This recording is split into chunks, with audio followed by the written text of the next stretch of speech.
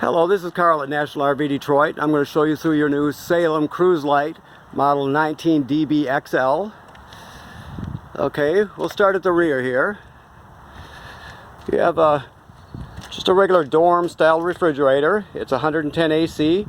As soon as you plug in the trailer, it turns on. Okay, this, just while we're standing here, if you can see it, I know the light's not that great, but this is a sprayer and a nozzle that you can use to hose down bicycles and kids and dogs and feet or whatever you need to hose down. Okay, this is a griddle. It pushes in and out. Now you have to connect the griddle to the LP. So you have a quick connect here. I'm gonna see if I can get it so you can see this here. I know I don't make you seasick here. You're probably upside down now. But this pushes on here. I'm trying to do it with one hand. Then you retract. Back right side up. Then you pull this back, push it onto the male fitting and let it go, and it will connect. You take the other end of the hose and bring it down here to this one, and you'll do this. I'm trying to get you focused here. You do the same thing here. You pull that plug out of it. That's just to keep the dust out of it. You quick connect to it, and then that lever there, you'll move to the forward position so it's parallel with the fitting, and that'll turn the gas on. Okay. All right.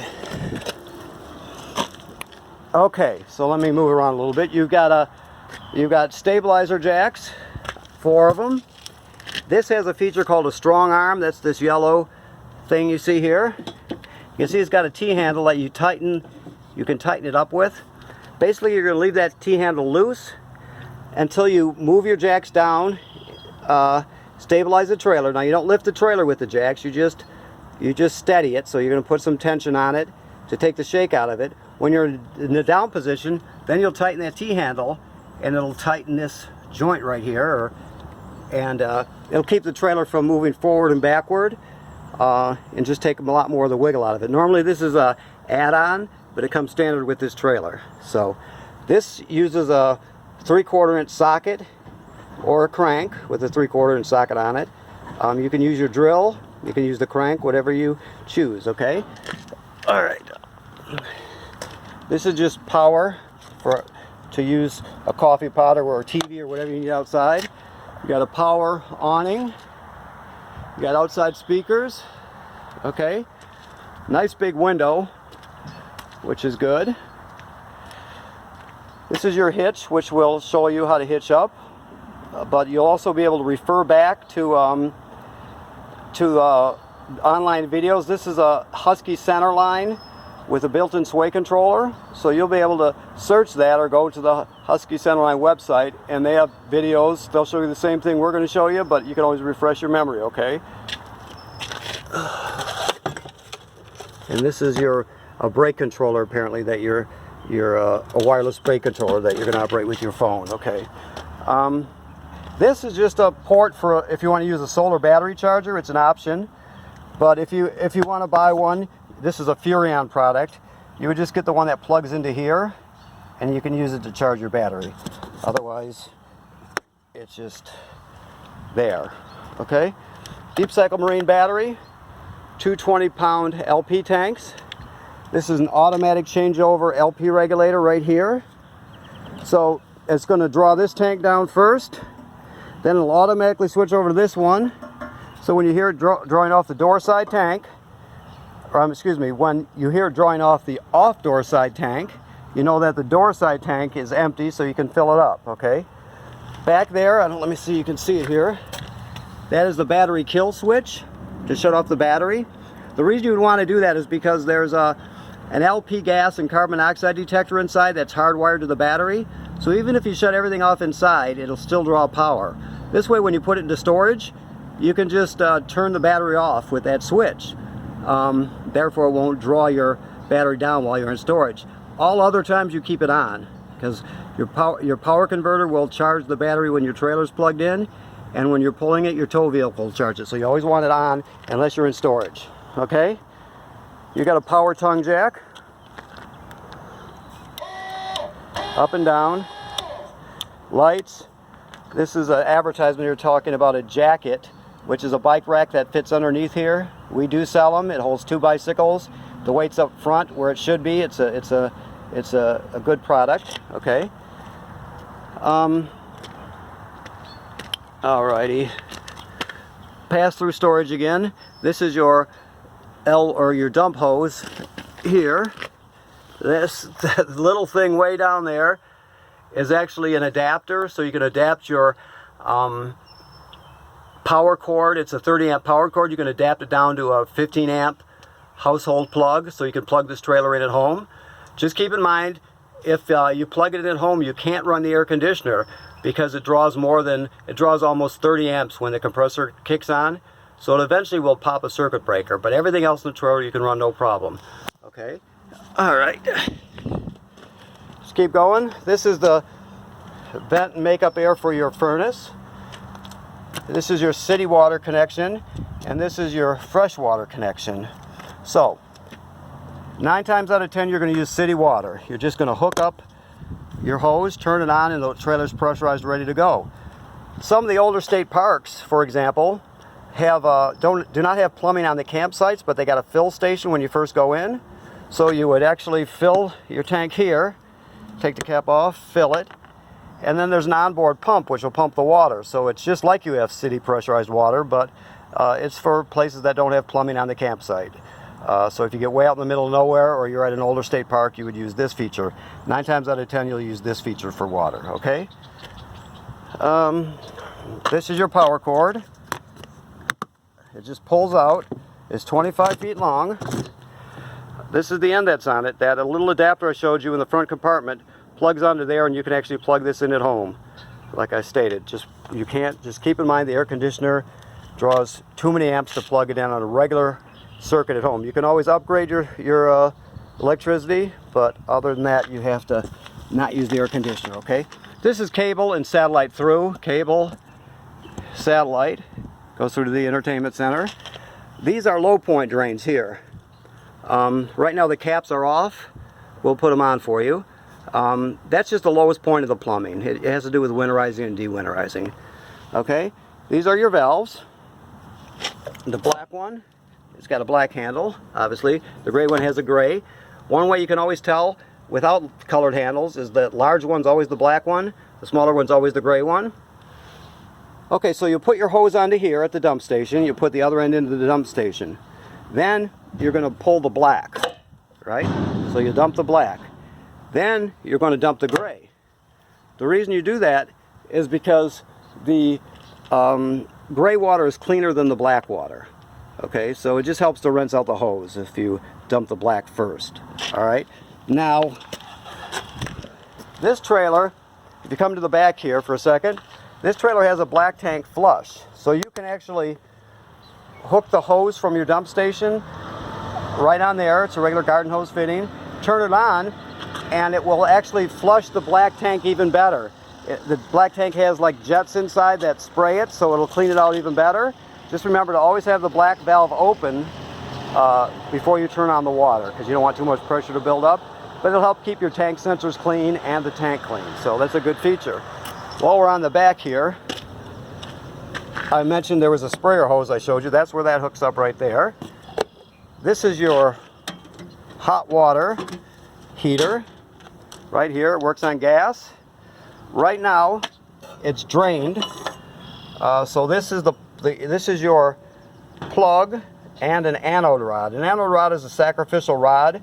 Basically, it's a weaker, easier target for minerals to attack, more easy than the lining of the water tank. So if you're using water that, depends on where you get your water from, obviously, but it'll attack this rod and eat it away before it damages your tank. So eventually, after 3 years or so, depending on where you get your water from, you'll have to replace this because it'll get eaten away, but that just means it's doing its job.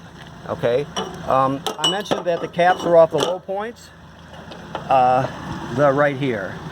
Whoops, I'm sorry, they're right here. We'll put those on for you. Okay, and also, before you pull the plug on this to drain it, you always want to let the pressure out right here first by putting this straight out. That way if it's too much pressure, the rod will shoot either like a cannonball, plus it'll be followed by a couple gallons of water, so you get drenched. So you just want to let the pressure out before you take that out, okay? All right. One more thing, that housing up there is for a backup camera. This is pre-wired for a backup camera. If you get one, you've got to get that brand. It's a Furrion, and it's got to fit in that housing. We sell them here. Basically, it just plugs in, and when you turn on your running lights, it will light up the camera, and you'll be able to see behind you when you're backing up or when you're driving down the road, or both. But you have to get the camera that fits in that housing, okay? Also, while I'm pointed up like this, you have to remember to inspect your roof. So you're going to inspect the roof. In the springtime, when you de-winterize it, you'll go up on the roof and check all the seals. You'll do the same thing in the fall when you winterize it, and then once in the middle of the summer. You can walk on the roof, no problem. You can look at all the seals. It has a lap sealant on it. You'll see it when you get up there. Everything is sealed with it. So you're looking for separation starting, basically. And when you see that happen, you're either going to repair it yourself. It's easy enough to learn how to do. You can go to dicor.com, D-I-C-O-R, and there's good videos on it. But basically, you can have it done. The thing is, odds are you won't have to do anything to the roof, but you're inspecting it just in case. You know, that's not this trailer, it's every trailer ever built. You have to inspect it. So you're just doing that to make sure that there's no separation. Like I said, odds are you won't have to do anything for a long, long time, but eventually you will, because all trailers eventually have to be sealed. So you've got to do that. That's very, very important, okay? Always check your lug nuts. And torque them. I mean, especially after you pull it the first 100 miles or so, you want to check it again. We've torqued them, the factory's torqued them, but you really want to do it again and periodically. Matter of fact, here's the note for it, so you can just follow that. Gives you the foot pounds and everything. Now this type of step just folds in and out. I know it's hard to see because I'm so close to it, but this is basically the only way I can do it. It folds into the trailer. You go like this to open it and let it down. You can adjust the legs on it for uneven ground just by pulling these pins right here and sliding the holes up and down and putting it to the right length, okay? All right. Let's go inside. Okay, now this trailer has a Murphy bed, which is a great feature because, let me back up here, because basically a small trailer seems like a much larger trailer, because normally the bed will take up a quarter or a third of the trailer. This way, during the day, you fold it up out of the way, and you got a nice couch to sit on, which makes a big difference. It's a lot nicer to sit at that couch than it is at this table all the time. So it's a really good place to sit, and very comfortable. So what you're going to do is you're going to grab it down here, the couch, and you're going to jackknife it flat, like so. Okay. Let's get this out of the way here. Then you're going to go like so, and like so, and you're just going to let it down. It's very light. I'm doing it with one hand. Takes no strength at all. So now you're all set to use it. It has a latch down here, just so you know, to unlatch it when it's locked into place. Okay, and you put it back up like this. I'm sorry, I'm trying. My camera work isn't the best. I'm sorry. I never make it. I got fired by now as a cameraman apparently. So, okay. So you do it like that. Then the couch. I'll see if I can do it with one hand. You pull it up, and then you grab it in the back, and you sort of toggle it into place like that. All right, that wasn't so bad. This is the escape window. If there's an emergency, you can use this just as a regular vent window by doing that. But if you push this all the way through and you have to get out, you can pull this tab and the screen will come out and you can just roll out. So it works in emergencies. It's also worked good for bill collectors. If they're at the front door, you can always just roll out the back, which is a good feature. So, okay. This down here is your carbon monoxide and LP gas detector. I'll set it off for you so you can hear it. If I can find the button, there we go. So that's what it sounds like. It'll go through another self-test for carbon monoxide. There you go. So it should always be, you can hardly see that it's green there. There you can see it. It should always be green like that. If it ever goes off, you're going to go outside. You're going to shut off the gas and figure out what's going on. But this will do carbon monoxide if there's a buildup, or LP gas if there's a leak, okay? Also, yeah, up there, you can see there's a smoke detector also. All right, so that's your furnace down there. Okay. This table here, you can pull the poles out of the bottom and lay it down between the benches here, and then use the backs to fill in the spaces, and you make it into another bed. Okay. The air conditioner works like a window air conditioner in the sense that you can do this manually. You can just run it on fan, which is the air conditioner running without the compressor, or you can run it on cool, which is regular air conditioning. This has temperature. It also shows heat. Some have a heat strip, although hardly any of them. It's like an add-on feature. You don't need that because you've got a furnace. So you're just going to worry about the cool. You want it all the way to the blue. Okay. This is your thermostat for your furnace. So when it's all the way to the left and it's clicked to the left, it's off. You can hear it clicks that way to turn on. If you can hear it, it's running right now. To shut it off, you go and click it. As soon as you do that, the flame will go out, but it will still cycle through for a minute or two to purge itself. But as soon as you do that, the flame goes out, okay? This GFCI here, all the plugs, all the receptacles on the trailer, including the one on the outside, are wired through this one. So if you're using a coffee pot outside and it pops, you're always going to reset it right here. Okay? Also, this down here, below the refrigerator, is the power converter. This actually comes off here. There we go. It's the power converter. So, basically it converts AC power down to DC power. So, some things have to run on AC power, like, you know, the microwave and the air conditioner, for example. So you got regular household circuit breakers here, 110 AC. Then the rest of the power is converted down to 12 volt DC here. You see you got automotive style fuses. Now,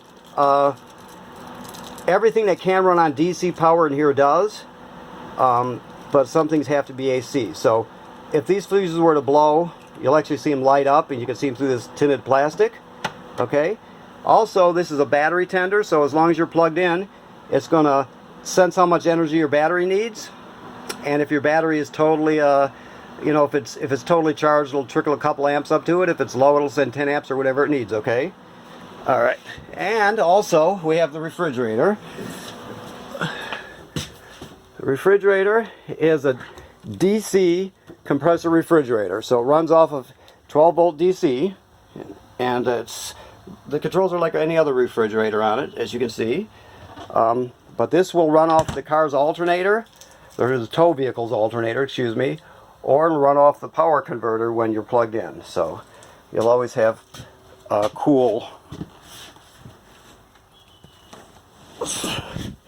cooling. Now you can flip this up, and I have to tell you that the water heater is in the very back there. The reason I need to tell you that is because when you have it winterized, the person who winterized it, so eventually you can do it, you know, if you don't already know how. I don't know if you've owned a trailer or not, but the bottom line is you can't get antifreeze into the water heater because it leaves a really foul taste and a bad smell. So before you pump any antifreeze in it to winterize it, they put valves on the back of the water heater that you have to put into bypass mode. You never put antifreeze in there or have antifreeze in there when it's not in bypass mode. It's just a way to bypass the water heater tank so you don't get antifreeze in it when you're winterizing. It's something you'll have to educate yourself a little bit about. You can talk to us. You can look at videos online, talk to your friends or fellow campers, or maybe you already know all this. So, but you cannot get antifreeze into the water heater, okay? All right, and the range just sparks. Open up the top here. Okay. You see light there, lights there. The oven, I'll have to explain it to you. There's a pilot light way back there. So what you're going to do is use a grill lighter so you can light the pilot light. You'll put this to pilot, depress it, Then you'll stick your lighter back there and light the pilot light. Hold it for, after it lights, hold it for 10-15 seconds. You go to operating temperature. It'll work like a regular oven, it'll cycle. But as soon as you go back to off, the flame goes out obviously, but so does the pilot light. So you have to light the pilot light each time before you use it. Alright? And this is your range hood vent. Now there's a baffle that you have to open to vent it on the outside. Keep that in mind. And it just has a fan and light. Microwave works like any other microwave, okay? Okay, I think I've covered everything here. Now if you have more questions, I'm sure you will. You can always talk to us, call us, and we'll take care of you. I didn't mention the radio, I'm sorry. You can, it's AM, FM, and you can stream off of this USB here, plus this is a HDMI in, plus it's got 2 zones, inside and outside. Okay? Also, I got a little ahead of myself here. This is the control panel. You can check your battery level, see all the lights lit up there, if you can see that. Your fresh tank is empty, your black tank is empty, your gray tank is empty. See, it'll graduate up in 1/3 increments as it fills. When you get past 2/3, you know that you want to start considering dumping it, okay? The water pump I told you about is right here. The water heater light's there. This is your awning light and your interior lights. And this is the control for your power awning. See, I was just going to sign off up there and I realized I forgot some of this stuff. So basically that's it. You'll take it out so you can see the awning tube. Hold on one second here. Let me switch hands here. Okay. Back here. Okay, so you go out this way.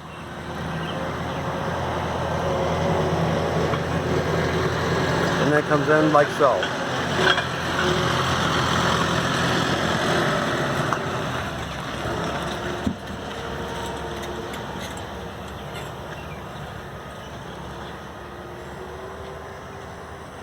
One last thing I want to mention is the toilet. You can't use the toilet dry. So, let me get back here for you. So, if you can see down there, it's got a flush pedal, right? If you were to flush it, there's no water hooked up, so there's not. Normally, water will swirl out when you push the pedal down. If you can see, I've got it pushed down. The black tank's directly below. You can't use this dry.